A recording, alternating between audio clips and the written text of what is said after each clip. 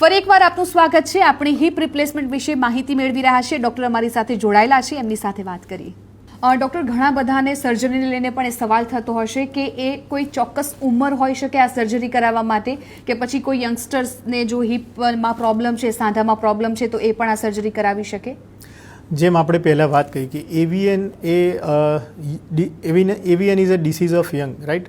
Avian young પોપ્યુલેશનમાં જ થતું હોય છે.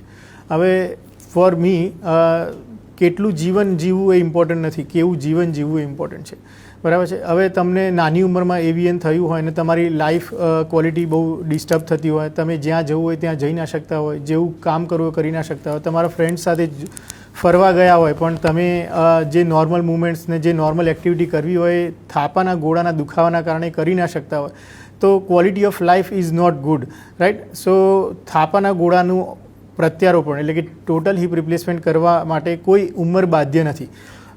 નાની ઉંમરમાં બી કે જ્યારે તમારી જે લાઈફની ક્વોલિટી થાપાના ગોળાના દુખાવાના કારણે તમે જીવી નથી શકતા, તો એ પ્રકારની કન્ડિશનમાં તમે નાની ઉંમરમાં બી ઓપરેશન કરાવી શકો છો. મોટી ઉંમરમાં બી એ ઓપરેશન કરી શકાય છે.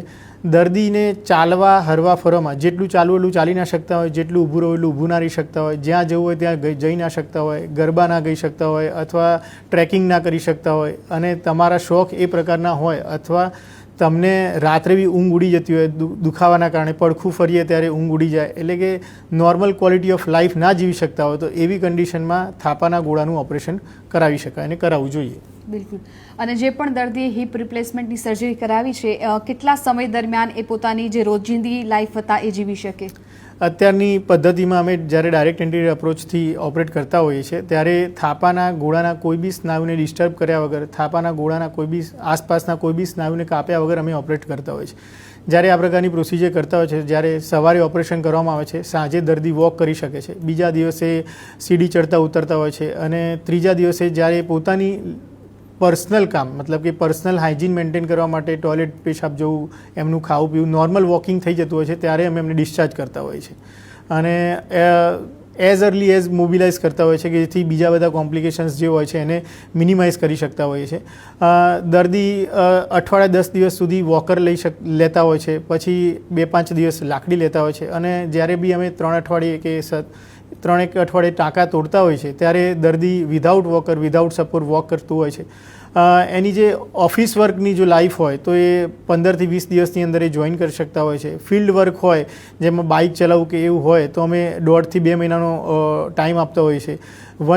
એકાદ મહિનાની અંદર એ કાર ચલાવી શકતા હોય છે. So office related work they can join, મતલબ કે અરાઉન્ડ 10 થી 15 દિવસની અંદર એ લોકો ઓફિસ વર્ક જોઈન કરી શકતા હોય છે. ડૉક્ટર, જે દર્દીને આ સર્જરી નથી કરાવી અથવા તો ડરી રહ્યા છે સર્જરીથી, એ લોકો માટે મેડિકલ મેનેજમેન્ટ જેવો કોઈ વિકલ્પ હોઈ શકે? મેડિકલ મેનેજમેન્ટમાં એક તો પેઇન કિલર્સ આપી શકતા હોઈએ છીએ, એન્ટી ઇન્ફ્લામેટરી ડ્રગ્સ આપી શકતા હોય છે, બિસફોસ્ફોનેટ્સ આપી શકતા હોય છે કે જે બી એક દવા છે કે જે થાપાના ગોળાને સ્ટ્રોંગ બનાવવાની દવા છે. પ્લસ ત્યાં થાપાના ગોળાની અંદર હાઇલોરોનિક એસિડનું ઇન્જેક્શન આપી શકતા હોય છે, PRPના ઇન્જેક્શન આપી શકતા હોય છે. પ્લસ ESWL એટલે કે એક્સ્ટ્રા કોર્પોરેલ શોકવેવ લિથોટ્રિપ્સીથી બી એનું જે અંદરનું સોજો હોય છે એ ઓછી કરી શકતા હોય છે. આ બધું મેનેજમેન્ટ સ્ટેજ 1 અને સ્ટેજ 2 સુધી ઇનફ છે. સ્ટેજ 3 અને સ્ટેજ 4માં આપણે ખાલી એને પેઇન કિલર્સ અથવા એન્ટી ઇન્ફ્લામેટરી ડ્રગ્સ આપી શકતા હોય છે. સાથે સાથે થાપાના ગોળાને મોબિલાઇઝ પ્રોપર સ્ટ્રેન્થ આપવા માટે ફિઝિયોથેરાપી એડ કરી શકતા હોય છે, યોગા કરી શકતા હોય છે. આ બધું કરવાથી થાપાના ગોળાની ફ્લેક્સિબિલિટી થોડી મેન્ટેન કરી શકતા હોઈએ છીએ. પણ જે બી સ્ટેજ 3 અને સ્ટેજ 4 વાળા દર્દી છે એના માટે સર્જિકલ મેનેજમેન્ટ જ અવેલેબલ છે. મેડિકલ મેનેજમેન્ટ સ્ટેજ 3 અને સ્ટેજ 4 વાળા દર્દી માટે લાભદાયક નથી હોતું. બિલકુલ. અને છેલ્લે અમારા દર્શકોને સર તમે શું મેસેજ આપવા માંગશો? અત્યારના જેટલા બી યંગ એજ ગ્રુપ્સ હોય છે કે જે બધા મોટાભાગે ઇન્ડોર લાઈફ જીવતા હોય છે, બધા કોર્પોરેટ હાઉસીસમાં જોબ હોય છે, સિડેન્ટરી લાઈફસ્ટાઈલ હોય છે કે જેથી બોન્સનો અને એટલો યુઝ થતો હોતો નથી, સન એક્સપોઝર મળતું નથી.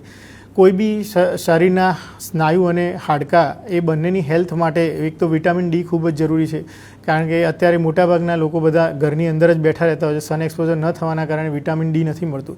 સો સન એક્સપોઝર લેવું જોઈએ અથવા તો વિટામિન ડી સપ્લિમેન્ટ્સ લેવા જોઈએ. પ્લસ બોન હેલ્થ અને મસલ હેલ્થ માટે યોગા, એક્સરસાઇઝ ઓર સ્પોર્ટ્સ એક્ટિવિટી, એટલે ટૂંકમાં શરીરને કોઈના કોઈ એક એક્ટિવિટી આપવી જોઈએ જેથી બેસી રહેવાના કારણે સાંધા નબળા ના થઈ જાય, હાડકાં નબળા ના થઈ જાય અને સ્નાયુ નબળા ના થઈ જાય. આપણું શરીર એ હાડકાં અને સ્નાયુ ઉપર ઊભું છે. બંને પિલર જો મજબૂત હશે તો પછી આપણને લાઈફ ટાઈમ મોબિલિટીમાં કોઈ તકલીફ પડશે નહીં. એટલે બોન ટર્નઓવર ઇમ્પ્રૂવ કરવા માટે અને મસલ્સની સ્ટ્રેન્થ મેળવવા માટે એક્સરસાઇઝ, યોગા અને કોઈ બી એક સ્પોર્ટ એક્ટિવિટી યા તમારી જો કોઈ બી મનગમતી સ્વિમિંગ છે, ડાન્સિંગ છે, વોટ એવર, કોઈના કોઈ એક એક્ટિવિટી જીવનમાં રાખવી જોઈએ કે જેના પાછળ તમારે થોડો પર ડે ટાઈમ આપવો જોઈએ કે જેથી તમારી એક્ટિવિટી અને મોબિલિટી જળવાઈ રહે. ડૉક્ટર ભાવિક, આપનો ખૂબ ખૂબ આભાર અમારી સાથે જોડાયા અને આટલી સરસ માહિતી અમારા દર્શકો સુધી પહોંચાડી એ માટે. થેન્ક યુ TV9 આ મને એક ઓપોર્ચ્યુનિટી આપવા માટે જેથી હું સમાજને હેલ્પ થઈ શક્યો અને સમાજને પૂરતી માહિતી પ્રોવાઈડ કરી શક્યો. જો આપને પણ થોડી ઘણી પણ સાંધાના દુખાવાની બીમારી તમને વર્તાઈ રહી છે તો તાત્કાલિક ડૉક્ટરનો સંપર્ક કરો, કેમ કે સારવાર કરાવવી ખૂબ જરૂરી છે. જો તમે સારવારમાં મોડું કરશો તો એ સંધિવામાં પણ પરિણમે છે અને સાથે સાથે જો તમારી લાઇફસ્ટાઇલ સારી હશે તો પછી તમે સંધિવાથી બચી શકો છો. આવી જ માહિતી માટે આપ જોતા રહો TV9.